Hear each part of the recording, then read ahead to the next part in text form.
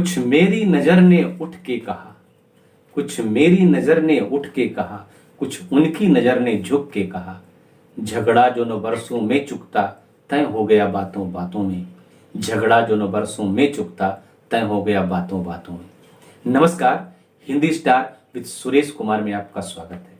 आज हम श्रृंगार रस की चर्चा करेंगे, इसलिए मैं थोड़ा श्रृंगारिक हो गया हूं। श्रृंगार रस का अस्थायी भाव क्या है? रति, जैसा कि आपको मैंने पहले बताया है पहले की वीडियो में। अगर आपने नहीं देखा हो तो मेरा पिछला वीडियो देख लीजिएगा। रस का बेसिक कॉन्सेप्ट आपको वहीं समझ में आएगा। उसका लिंक मैं डिस्क्रिप्शन में दे दूंगा या प्लेलिस्ट में चले जाइएगा। तो श्रृंगार रस का अस्थायी भाव क्या है? रति। और उसके दो भेद हैं, एक संयोग श्रृंगार और दूसरा वियोग श्रृंगार। वियोग श्रृंगार को विप्रलंब श्रृंगार भी कहीं कहीं लिखा मिलता है। तो हम पहले संयोग श्रृंगार की चर्चा करते हैं। संयोग श्रृंगार में होता क्या है? जब प्रेमी और प्रेमिका, नायक और नायिका एक साथ होते हैं, उनके मिलन का वर्णन होता है, तो वहां संयोग श्रृंगार होता है। मेरा बस चलता तो मैं बन जाता कौमार्य तुम्हारा, होठों पर निर्माल्य अछूता बनकर मैं छा जाता, अंगों के चंपई रेशमी पर्दों में सो जाता, अंगों के चंपई रेशमी पर्दों में सो जाता। यहाँ नायक इच्छा प्रकट कर रहा है कि मेरा अगर बस चलता तो मैं तुम्हारा कुंवारापन बन जाता, तुम्हारा कौमार्य बन जाता। कौमार्य का मतलब कुंवारापन है। होठों पर निर्माल्य छूता, होठों पर अछूता निर्माल्य, जिसे छुआ ना हो, ऐसी निर्मलता जिसे, निर्मलता मतलब स्वच्छता जैसा है, ऐसी निर्मलता जिसे छुआ ना गया हो, अनटच्ड बनकर मैं छा जाता।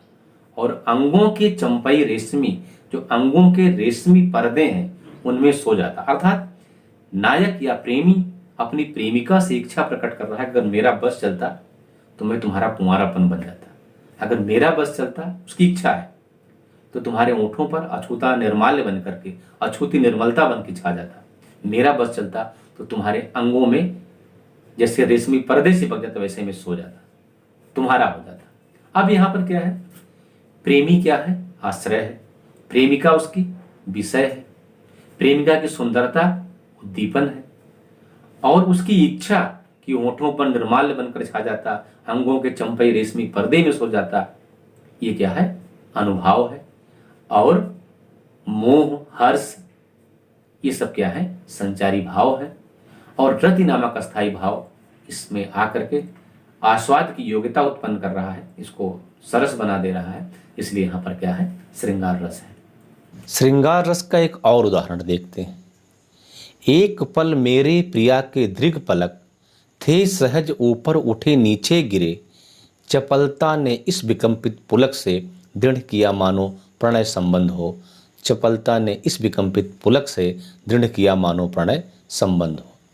यहाँ पर नायक और नायिका अर्थात प्रेमी और प्रेमिका एक पल के लिए एक दूसरे के सामने आते हैं, और उसी पल दोनों की आंखें उठती हैं, और आंखें उठते ही आंखें मिल जाती हैं, और उनके बीच जो प्रेम संबंध है वो पुलकित होता है, मतलब खिल जाता है, कुछ कुछ होने लगता है।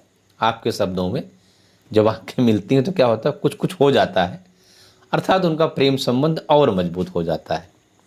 ये यहाँ पर कवि कह रहे हैं।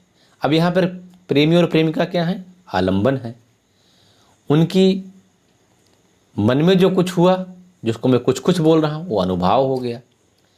शर्मा करके आंखें झुका लेना, वो उद्दीपन हो गया। उसकी सुंदरता उद्दीपन हो गई नायक और नायिका की। अब इसी बात को मुंशी प्रेमचंद अपने उपन्यास कर्मभूमि कैसे कहते हैं? सेम यही बात है, उनके कहने का अंदाज थोड़ा जुदा है, अलग है। वो क्या कहते हैं? कुछ मेरी नज़र ने उठ के कहा, कुछ मेरी नज़र ने उठ के कहा, कुछ उनकी नज़र ने झुक के कहा, झगड़ा जो न बरसों में चुकता तय हो गया बातों बातों में, झगड़ा जो न बरसों में चुकता तय हो गया बातों बातों में। यहाँ भी वही बात है। कवि कह रहा है कि कुछ मेरी नज़र ने उठ के कहा और कुछ उनकी नज़र ने झुक के कहा। जो प्रेमी और प्रेमिका के बीच में थोड़ी तकरार थी, अनुबंध थी, वो नज़रों के मिलने से ख़त्म हो गई। नज़रों के मिलने से उनकी तकरार समाप्त हो गई, उनकी समस्या का समाधान हो गया, अर्थात उनके बीच में फिर से प्रेम जागृत हो गया। तो यहाँ चूँकि नायक और नायिका दोनों साथ हैं, प्रेमी और प्रेमिका साथ हैं, तो यहाँ पर संयोग श्रृंगार है। और यहाँ भी नायक और नायिका आलंबन विभाव हैं, आश्रय और विषय हैं, उनकी चेष्टाएं उद्दीपन हैं और उनका लजाना, उनके मन में प्रेम जागना अनुभाव है। और जब इसमें रति भाव की पुष्टि होती है तो संयोग श्रृंगार बन जाता है। इन्हीं बातों को आज का कवि, आपके ज़माने का कवि कैसे कहता है? जो आँख लड़ जावे सारी रात नींद ना आवे, मैनू बड़ा तड़पावे, दिल चैन कहीं ना पावे पावे पावे। अब आइए एक उदाहरण हम वियोग श्रृंगार का लेते हैं। जैसा कि मैंने आपको बताया कि वियोग या विप्रलंभ श्रृंगार, वियोग या विप्रलंभ श्रृंगार जिसमें नायक नायिका एक दूसरे से दूर रहते हैं, बिछड़े हुए रहते हैं, उन पलों का जिक्र होता है किसमें? वियोग श्रृंगार में। तो जब नायक नायिका एक दूसरे से दूर रहते हैं, एक दूसरे को याद करते हैं, उनको उनकी याद सताती है और उनकी याद में तड़पते हैं, तो वहाँ पर वियोग श्रृंगार होता है। यहाँ पर भी नायक नायिका आलंबन होते हैं, उनकी बिछड़न, उनकी यादें उद्दीपन का काम करती हैं और वैसे ही रति अस्थायी भाव इसमें भी होता है। एक उदाहरण लेते हैं, उदाहरण से आपको ज़्यादा समझ में आएगा। जैसे निस दिन बरसत नयन हमारे, निस दिन बरसत नयन हमारे, सदा रहत पावस ऋतु हम पर, जबते श्याम से धारे, सदा रहत पावस ऋतु हम पर, जबते श्याम से धारे। यहाँ गोपियाँ कह रही हैं कि निस दिन, रात दिन हमारे नयन बरसते रहते हैं, हमारी आँखों से झड़ी लगी रहती है, बरसात पानी बरसता रहता है। अर्थात आशा यह है कि गोपियाँ कह रही हैं कि रात दिन हम रोते रहते हैं, आंसुओं की झड़ी लगी रहती है। सदा रहत पावस ऋतु हम पर, पावस मतलब बरसात होता है। गोपियाँ कह रही हैं कि हम पर तो हमेशा पावस ऋतु रहती है, अर्थात हमेशा वर्षा ऋतु रहती है। कब से? जबते श्याम से धारे, जब से श्याम गोपियों को या कान्हा छोड़ के चले गए हैं, मथुरा चले गए हैं गोपियों को वृंदावन में छोड़ करके। तब यहाँ पर क्या हो गया? वियोग श्रृंगार। क्यों? क्योंकि गोपियाँ कृष्ण के वियोग में तड़प रही हैं। क्या है अब यहाँ पर? आश्रय क्या है? गोपियाँ हैं। विषय क्या हो गए? कृष्ण हो गए, आलंबन हो गया दोनों, कृष्ण की यादें उद्दीपन हो गई। और इस तरह के जो भाव उत्पन्न हो रहे हैं विरह के, उनका तड़पना रोना, ये सब क्या है? अनुभाव है। और इसमें जो रति भाव पुष्ट होता है तो वियोग श्रृंगार हो जाता है। एक और उदाहरण लिखते हैं हम लोग वियोग श्रृंगार का। हे खग मृग हे मधुकर श्रेणी, तुम देखी सीता मृग नैनी। हे खग मृग हे मधुकर श्रेणी, तुम देखी सीता मृग नैनी। यहाँ पर क्या है? सीता का हरण रावण कर ले गया है और भगवान राम शिकार खेल के जब आते हैं तो राज सीता को घर में ना पाकर तड़प उठते हैं और जंगल जंगल भटक रहे हैं। तो विरह की इतनी व्याकुल अवस्था में भगवान राम हैं। देखिए प्रभु हैं, सब कुछ जानते हैं, लेकिन वो भी विरह की आग में जल रहे हैं। सीता को ना देख करके किससे पूछें? तो जंगल से पूछते हैं कि हे खग, हे पक्षी, हे मृग, हे हिरन, हे खग मृग, हे मधुकर श्रेणी। हे मधुकर मतलब भंवरे, मधुकर मतलब भंवरे, तो भंवरों से, खग मतलब पक्षियों से और हिरन से पूछते हैं, पशु पक्षियों से पूछते हैं, पेड़ पौधों से पूछते हैं कि तुमने कहीं सीता को देखा है? और सीता है कैसी? मृग नयनी, उनकी आंखें मृग की तरह। भगवान राम व्याकुल होकर के पूछते हैं। तो यहाँ भी वियोग श्रृंगार है। यहाँ पर आश्रय कौन है? भगवान राम है। विषय कौन है? सीता है। और ये दोनों मिलकर आलंबन विवाह हो रहा है। आश्रय आलंबन भगवान राम, विषय आलंबन सीता माता, और उनकी यादें विरह के आग में जलना, वो क्या हो गया? उद्दीपन। और इस तरह से इसमें जो रति भाव पुष्ट हो रहा है, तो यहाँ पर क्या हो गया? वियोग श्रृंगार उत्पन्न हो रहा है, वियोग श्रृंगार की सृजन हो रहा है। अगला उदाहरण हम देखते हैं और एक। ऊधव मन न भय 10-20, एक हुतो सो गयो श्याम संग, को आराध्य ईस। ऊधव मन न भय 10-20, एक हुतो सो गयो श्याम संग, को आराध्य ईस। यहाँ गोपियाँ उद्धव से कह रहे हैं कि हे उद्धव, 10-20 मन हमारे नहीं है, एक ही मन है और एक ही था, एक हो तो एक ही था। सो गयो श्याम संग, वो श्याम के संग चला गया। को आराध्य ईश, अब कौन से मन से हम ईश की आराधना करें, ईश्वर की आराधना करें? यहाँ पर भी क्या है? वियोग श्रृंगार है। कैसे वियोग श्रृंगार है? यहाँ पर गोपियाँ क्या हैं? आश्रय हैं, भगवान कृष्ण क्या हैं, विषय हैं, और उनकी यादें उद्दीपन हैं, और उनकी यादों में तड़पना, उनको याद करना, ये सब अनुभव होता है। और इसमें जब रति नामक स्थायी भाव मिलता है तो वियोग श्रृंगार की पुष्टि होती है। तो इस तरह से ये क्या हो गया, ये भी वियोग श्रृंगार का उदाहरण। मेरे पिया गए रंगून, किया है वहाँ से टेलीफोन, तुम्हारी याद सताती है, जिया में आग लगाती है, ये भी वियोग श्रृंगार का उदाहरण है। फिर तू बिछड़न जिसे कहती है, बिछड़े तो मर जावांगे। वियोग श्रृंगार का 2 उदाहरण मैं आपको आदिकाल से दूंगा जो मुझे बहुत अच्छा लगता है। और सच बताऊं, पता नहीं क्यों मुझे वियोग श्रृंगार ज़्यादा अच्छा लगता है। वियोग श्रृंगार के गाने, वियोग श्रृंगार में कविताएं रचना मुझे भी स्वयं बहुत अच्छा लगता है। और श्रृंगार को तो रसराज कहा गया, आप जानते ही, और उसमें वियोग श्रृंगार को विशेष रूप से। तो आइए मैं आपको उदाहरण देता हूँ। बीसल देव रासो की संभवतः रचना है, नरपत नाथ ने लिखा है कि पीऊ से कहो संदेशड़ा, हे भंवरा हे काग, पीऊ से कहो संदेशड़ा, हे भंवरा हे काग, सो धन बिरहें जर मुई, तेहिक धुआं हमला। अर्थात इसका आशय यह है कि एक बिरहणी नायिका कह रही है भंवरे से और कौवे से कि अय भंवरे और अय कौवे, मेरे पिया से, मेरे पति से ये संदेश कहना कि तुम्हारी पत्नी बिरह की आग में जल गई और उसी के धुएं से हम काले हो गए। कौन? कौवे और भंवरे। यहाँ बिरह की पराकाष्ठा है। एक और उदाहरण देता हूँ, वो ये है कि अमीर खुसरो की शायद लाइन है। अमीर खुसरो की पंक्ति है कि कागा सब तन खाइयों, चुन चुन खाइयों मांस, दो नैना मत खाइयों, मुहे पिया मिलन की आस, दो नैना मत खाइयों, मुहे पिया मिलन की आस। तो यहाँ भी बिरह की पराकाष्ठा है। यहाँ क्या कह रहे हैं अमीर खुसरो कि अय कौवे, बिरहणी नायिका बिरह में मर गई और कह रही है कि अय कौवे, पूरा शरीर मेरा खा जाना, चुन चुन के मांस खाना, लेकिन 2 आँखें छोड़ देना, क्योंकि मुझे पिया मिलन की आस है। मुझे उम्मीद है कि मेरे पिया आएंगे जरूर मिलने, ताकि मैं उनको देख सकूं। ये बिरह की पराकाष्ठा है, ये है वियोग श्रृंगार। और आपके ज़माने का एक उदाहरण देता हूँ।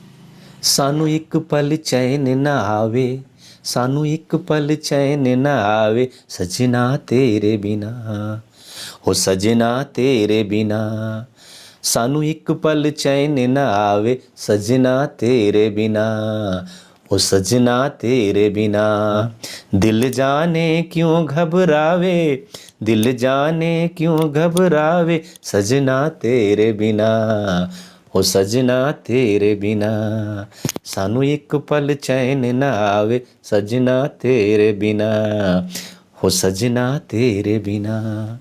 ये भी बिरह की पराकाष्ठा है। अब आइए हास्य रस देखते हैं। अनुचित आचरण, विकृत चेष्टा के चित्रण से हास्य रस होता है। हास्य रस का स्थायी भाव हास्य है। हंसी या उपहास का पात्र इसमें आलंबन विभाव तथा हंसा देने वाली चेष्टाएं उद्दीपन विभाव बनती हैं। इसका उदाहरण एक लेते हैं। इस दौड़ धूप में क्या रखा, आराम करो आराम करो, आराम जिंदगी की कुंजी, इससे न तपेदिक होती है, आराम सुधा की एक बूंद, तन का दुबलापन खोती है, आराम शब्द में राम छिपा, जो भव बंधन को खोता है, आराम शब्द का ज्ञाता तो बिरला ही योगी होता है, आराम शब्द का ज्ञाता तो बिरला ही योगी होता है, इसलिए तुम्हें समझाता हूँ, मेरे अनुभव से काम करो, आराम करो आराम करो। ये कविता एक आलसी व्यक्ति की उक्ति है। आलसी व्यक्ति यहाँ आलंबन है और उसके हास्यपूर्ण कथन उद्दीपन है। हर्ष, चपलता, आलस्य आदि संचारी भाव है और इससे हास्य रस की पुष्टि होती है। अब आइए करुण रस देखते हैं। करुण रस में क्या होता है? अत्यंत दुखद घटना, यह आपका कोई प्रिय हो जो हमेशा के लिए आपसे बिछुड़ जाए, जिसका वियोग हो जाए, वहाँ पर करुण रस होता है। अब यहाँ पर एक चीज़ मैं आपको स्पष्ट कर दूँ, आपको वियोग श्रृंगार और करुण रस में अंतर करना थोड़ा मुश्किल होगा, लेकिन मैं आपको बताऊं यहाँ वियोग और चिर वियोग शब्द पर ध्यान दीजिए। आप बोले एक तो वियोग हम ऐसे नहीं समझ रहे थे, उसमें आप चिर वियोग ला दिए। तो वियोग का मतलब कि जो आपसे बिछड़ा है वो कुछ दिन बाद आ जाएगा, उसके आने की उम्मीद है। लेकिन चिर वियोग मतलब, चिर मतलब परमानेंट होता है, हमेशा के लिए वियोग, जिसके कभी आने की उम्मीद ना हो, तो वहाँ पर करुण रस हो जाता है। जैसे किसी की मृत्यु हो गई, तो वियोग हो गया आपका प्रिय है, मृत्यु हो गई तो नहीं आएगा, या मृत्यु नहीं हुई है फिर भी कभी ना आने की उम्मीद है, तब भी वहाँ पर करुण रस हो जाएगा। और कोई जो है गरीबी के कारण जो होता है वहाँ भी हो जाता है। तो ये कुछ कारण है ये करुण रस के। जैसे इसमें क्या है कि अत्यंत दुखद घटना या प्रसंग के निरूपण से करुण रस की उत्पत्ति होती है और इसका स्थायी भाव शोक है। प्रिय व्यक्ति या प्रिय वस्तु के सदा के लिए वियोग हो जाने से क्या होता है, करुण रस होता है। इसमें आइए इसका उदाहरण हम देखते हैं। उदाहरण इसका हम देखते हैं। अभी तो मुकुट बंधा था माथ, अभी तो मुकुट बंधा था माथ, हुए कल ही हल्दी के हाथ, खुले भी ना थे लाज के बोल, खिले भी ना चुंबन शून्य कपोल, हाय चुक गया संसार, बन गया बना सिंदूर अंगार। किसी नवविवाहिता स्त्री का वर्णन है कि वो आती है और उसका पति मर जाता है। उस दृश्य का यहाँ पर वर्णन किया है पंत जी ने कि अभी तो मुकुट ही बंधा था माथ, मतलब शादी का जो सेहरा है उतरा नहीं, कल ही हल्दी के हाथ हुए, अभी हल्दी भी नहीं छूटी हाथ से, लाज के बोल भी नहीं खत्म हुए थे और कपोल चुंबन शून्य है उसके, उसका संसार खत्म हो गया, संसार समाप्त हो गया, बना सिंदूर अंगार, सिंदूर अंगारा बन गया जो लाल सिंदूर माथे में। अब यहाँ पर क्या है, नववधू का प्रियतम विवाह के पहले दिन दिवंगत हो गया, तो नववधू यहाँ पे क्या है, आश्रय है, उसका दिवंगत पति क्या है, विषय है, और नायिका का दुख में मौन रह जाना अनुभाव है, विषाद चिंता लज्जा आदि संचारी भाव से करुण रस की यहाँ पर पुष्टि होती है। एक उदाहरण हम आपको और देते हैं। सखी वह मुझसे कह कर जाते, सखी वह मुझसे कह कर जाते, कह तो क्या मुझको वह अपनी पथ बाधा ही पाते, मुझको बहुत उन्होंने फिर भी क्या पूरा पहचाना, मुझको बहुत उन्होंने फिर भी क्या पूरा पहचाना, मैंने मुख्य उसी को जाना जो वह मन में लाते, सखी वह मुझसे कह कर जाते, सखी वह मुझसे कह कर जाते। अब यहाँ पर वर्णन यहाँ का है, गौतम बुद्ध अपनी पत्नी यशोधरा को छोड़ करके रात में बच्चे को और पत्नी को सोते हुए रात में छोड़ के चले जाते हैं। आपने कहानी सुनी होगी। जब वो बहुत बड़े ऋषि हो जाते हैं, पूरी दुनिया में मशहूर हो जाते हैं, तो उनकी सखियाँ यशोधरा की कुछ पूछती हैं, तो यशोधरा कहती है कि ऐ सखी, अगर वो मुझसे कह के जाते तो क्या मुझे अपने पथ में बाधा पाते, मैं उनका सहयोग ही देती। माना कि मुझे जानते थे लेकिन क्या पूरा पहचाना, मैं कभी उनको मना नहीं करती, उनके लिए बाधक नहीं साधक बन जाती मैं। तो यहाँ पर गौतम क्या है, विषय है, यशोधरा क्या है, आश्रय है, उनकी यादें क्या हैं, अनुभाव हैं। मैं वीडियो को यहीं पर रोकता हूँ क्योंकि शायद काफ़ी बड़ा हो जाएगा वीडियो, बाकी के रस आपको दूसरे वीडियो में बताऊँगा। अगर वीडियो अच्छा लगा हो तो लाइक कर दीजिएगा, दोस्तों को शेयर कर दीजिएगा, क्योंकि विद्या एक ऐसा धन है जो बांटने से बढ़ता है। और मेरा उद्देश्य ये है कि हिंदी को बड़ा आसान और रोचक बना के आपके सामने प्रस्तुत करूं, ताकि जिनकी हिंदी में रुचि नहीं वो हिंदी पढ़ सकें। और अगर चैनल पर नए हो तो सब्सक्राइब कर दीजिएगा। वीडियो देखने के लिए बहुत बहुत धन्यवाद।